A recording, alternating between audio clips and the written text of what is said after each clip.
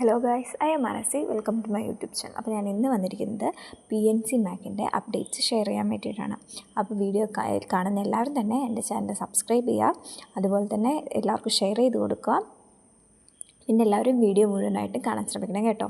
നമുക്കറിയാം PNC മാക്കിൻ്റെ application July 31 വരെയായിരുന്നു നമുക്ക് ടൈം തന്നിരുന്നത്.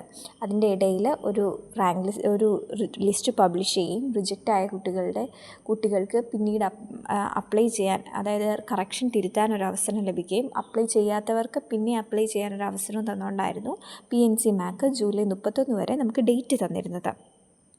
ഇപ്പോൾ PNC മാക്കിൻ്റെ ഡേറ്റ് എല്ലാം അവസാനിച്ചു. റിജക്ഷൻ ലിസ്റ്റ് പബ്ലിഷ് ചെയ്തിട്ടുണ്ട്.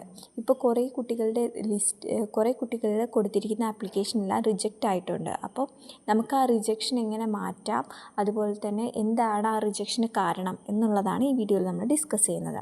അപ്പോൾ റിജക്ഷൻ്റെ കാരണമെന്ന് വെച്ച് കഴിഞ്ഞാൽ പല കുട്ടികൾക്കും നിങ്ങൾ കൊടുത്ത മാർക്കിൽ വന്നിട്ടുള്ള മിസ്റ്റേക്ക് കൊണ്ടാണ് റിജക്ഷൻ വന്നിട്ടുള്ളത്. അതായത് നിങ്ങളുടെ ആക്ച്വൽ മാർക്കിനേക്കാൾ കൂടുതലോ കുറവോ വന്ന് അപ്ലോഡ് ചെയ്തിട്ടുള്ളത് കൊണ്ടാണ് നിങ്ങൾക്ക് ആ ഒരു ആപ്ലിക്കേഷൻ റിജക്ഷൻ വന്നിട്ടുള്ളത്.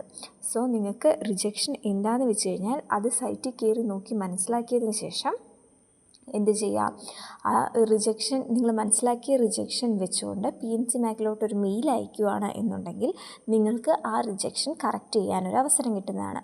റിജക്ഷൻ കറക്റ്റ് ചെയ്തതിന് ശേഷം മാത്രമാണ് എന്ത് വരുന്നത്, റാങ്ക് ലിസ്റ്റ് വരുന്നതും അലോട്ട്മെൻറ്റ്സ് സ്റ്റാർട്ട് ചെയ്യുന്നതും. അപ്പോൾ റിജക്ഷനുള്ള എല്ലാ കുട്ടികളും ഈ ഒരു ടൈമിൽ തന്നെ ആ റിജക്ഷൻ മാറ്റി എന്ത് ചെയ്യുക, ആപ്ലിക്കേഷനിലോട്ട് എൻ്റർ ആവാൻ ശ്രമിക്കുക. അല്ലാന്നുണ്ടെങ്കിൽ എന്തുണ്ടാവും, ഈ റിജക്ഷൻ നിങ്ങൾ മാറ്റുന്നില്ല എന്നുണ്ടെങ്കിൽ നിങ്ങൾ ആപ്ലിക്കേഷനിൽ നിന്ന് പുറത്താവും. ഈ റിജക്ഷൻ ലിസ്റ്റ് കുട്ടികളെ ഇപ്പോൾ ആപ്ലിക്കേഷൻ റിജക്റ്റ് ചെയ്തിരിക്കുകയാണ്. നിങ്ങൾ ഈ കറക്ഷൻ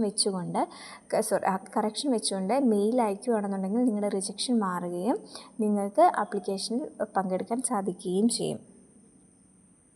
സോ ഇപ്പോൾ LBSൽ നോക്കുകയാണെങ്കിൽ LBSനെയും കറക്ഷൻ ടൈം എന്ത് ചെയ്തിട്ടുണ്ട്, എക്സ്റ്റെൻഡ് ചെയ്തിട്ടുണ്ട് അല്ലേ. August 7 വൈകിട്ട് 5 മണി വരെ നമുക്ക് എക്സ്റ്റെൻഡ് ചെയ്തിട്ടുണ്ട്. അതുകൊണ്ട് തന്നെ PNC മാക്ക് അലോട്ട്മെൻറ്റ്സും ഡിലേ ആവാൻ ചാൻസ് കൂടുതലാണ്.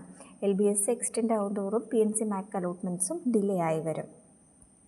പിന്നീട് പറയാനുള്ളത് എന്താണെന്ന് വെച്ച് കഴിഞ്ഞാൽ LBS ആണെങ്കിലും PNC മാക്ക് ആണെങ്കിലും AIMS FNCK ആണെങ്കിലും കേരളത്തിൽ വെയിറ്റ് ചെയ്യുന്ന കുട്ടികളാണെന്നുണ്ടെങ്കിൽ എന്ത് ചെയ്യുക, അവർ അവസാനം വരെ വെയിറ്റ് ചെയ്യാൻ വേണ്ടി ശ്രമിക്കുക.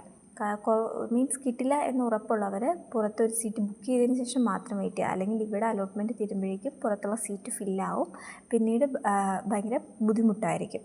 അപ്പോൾ ഇന്ന് നമുക്ക് PNC മാക്കിൽ വരുന്ന പ്രൊസീജിയർ എന്ന് പറഞ്ഞാൽ ഈ കറക്ഷൻ ടൈം കഴിഞ്ഞിട്ട് റാങ്ക് ലിസ്റ്റ് പബ്ലിഷ് ചെയ്യും. അതിന് ഫൈനൽ റാങ്ക് ലിസ്റ്റ് പബ്ലിഷ് ചെയ്യും.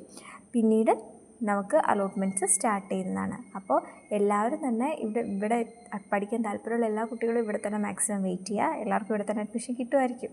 അപ്പോൾ ഇന്നത്തെ വീഡിയോ ഇത്രയേ ഉള്ളൂ. ബൈ.